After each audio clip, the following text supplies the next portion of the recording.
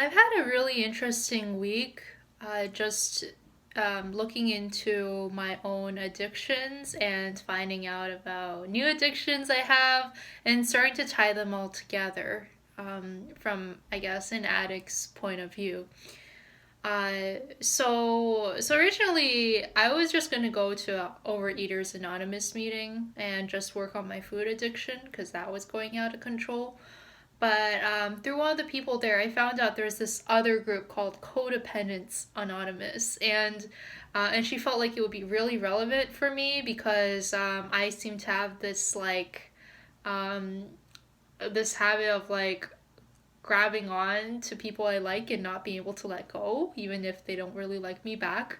Um, so so I joined in their group, and I'm like, holy smokes, this is really uh, speaking to lots of things I've struggled with in the past. Like the whole definition of codependent, for those of you who don't know, is operating in a mindset where you're depending completely on other people to give you your sense of self worth, to meet your emotional needs, um, and I know for me, I get really hangry, hangry when the person doesn't show up for me the way I want them to, especially when it comes to emotional support and that kind of thing, right? So that's been really interesting to find out and like just tracing how far back that pattern really goes. It affects me at work, right? It affects me at work. I would constantly put myself down mentally and prioritize the team's needs above my own, which made operating there really hard because I just wasn't being my real self at work. I was just so worried about what they'd think. And then like with family, it took so many years to like finally make my own career choices because I was so scared of losing that love and sense of love and belonging with my family. And it's really like, to a certain degree, it's wired in all of us, right? It's like when we lose that connection, a lot of us fear death. It's quite interesting, but it's because love is one of the biggest survival mechanisms. Like when we're with a group, our chances of survival are that much higher. So then when we start to lose people from our lives, we have that panic. It's sort of like, it's as if it's the same kind of panic like if our parents left us on a cliff to die alone as babies, right? Like if that happened, it's like the same kind of panic, existential panic. And if you have this quality, don't you don't need to feel alone because I have this too, right? And I know I will freak out way more than I need to over some perceived rejection from somebody because of this, right? And one thing I learned about the nature of addiction is that the more we think about trying to solve our problems with it, so it's like, when it was with food, right? It's like whenever we think ourselves into a corner with like nutrition rules, right? When to eat, when not to eat, restrictions, self knowledge, right? Looking for, supplements, treatments. And then when it comes to relationships, right? Obsessing over what we could have done better, how we can fix ourselves so we're not broken, so that people will like us, so on and so forth, right? None of those things are the true solution to the problem. As I learned, it's more like the problem I feel is actually more like deeper. It's for instance, that mindset of like constantly wanting to prove ourselves to be good enough, or it could be like anger and frustration at people in our lives that has not been dealt with. Then we use people or food for comfort, right? So it's like starting to like dig to those issues behind everything. But I think another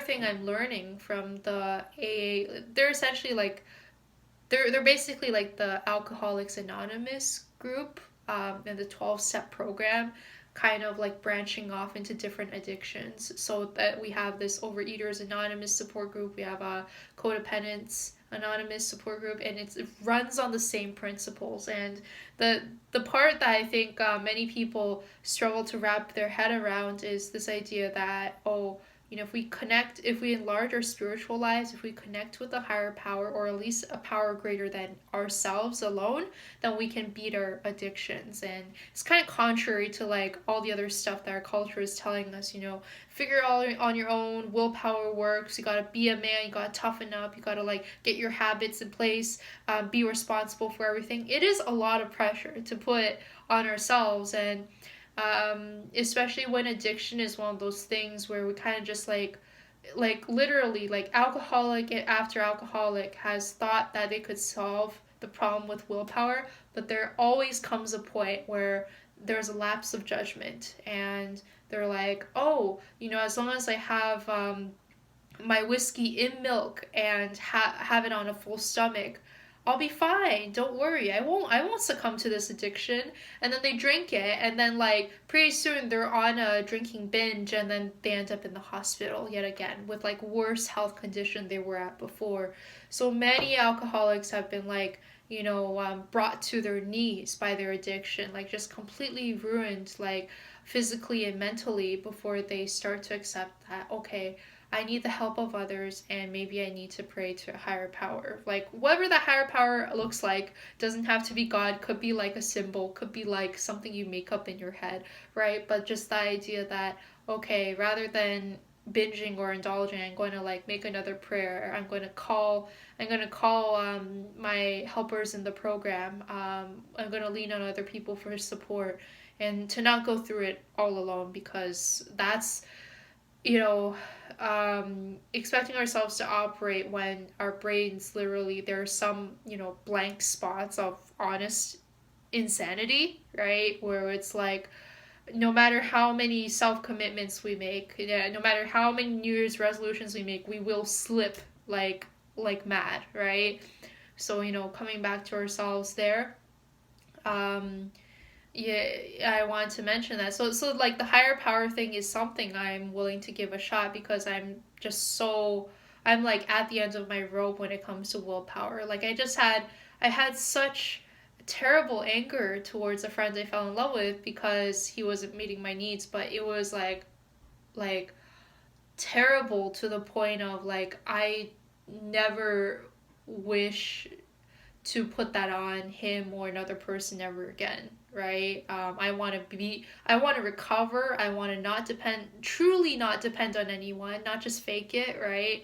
Be able to like fill myself up from the inside, fill myself up with the love from higher power, or people who are like well equipped to support me, who I can support in return.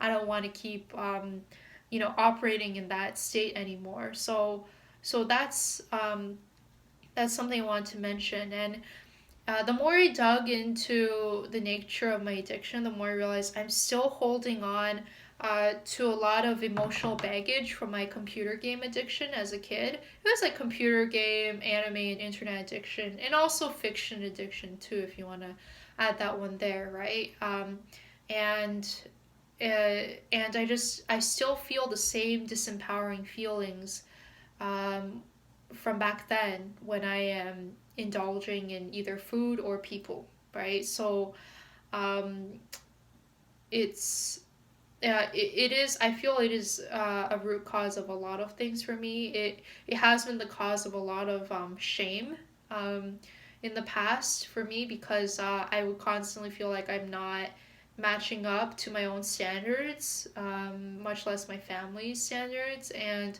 I just feel like super depressed, right? It's like literally like, even though I'm in a first world country, it might as well be a third world country or worse, because I just had no inner freedom. No, like, no matter how much I used my willpower, I couldn't break the addiction. You know, I was like coming home, and it was a long day at school, and then I tell myself just 30 minutes, right? Just 30 minutes, and then I'm gonna start doing my homework. So I'd play a game, or I would watch a video, and then all of a sudden it would become 3 hours, 8 hours, 12 hours, and it was just the same insanity.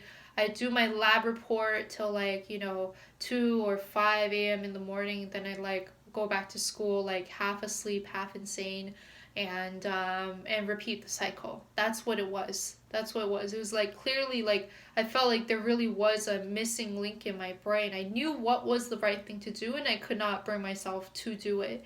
It was just it was the craving that was so strong, or with food, the taste that's so strong there, and I had so many insecurities from back then. Like I felt like I was behind my peers in life. My social skills were stunted because I would feel so ashamed of myself. I wouldn't even want to reach out to anyone to talk about this thing.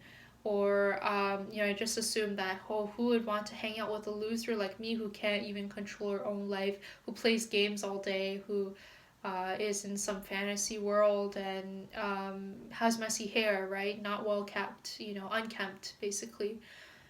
All these things, all this baggage from back then, and then like loss of, I guess, emotional security or comfort with my family. I mean, that part happened much, much earlier, and I have a feeling codependency was also a factor there.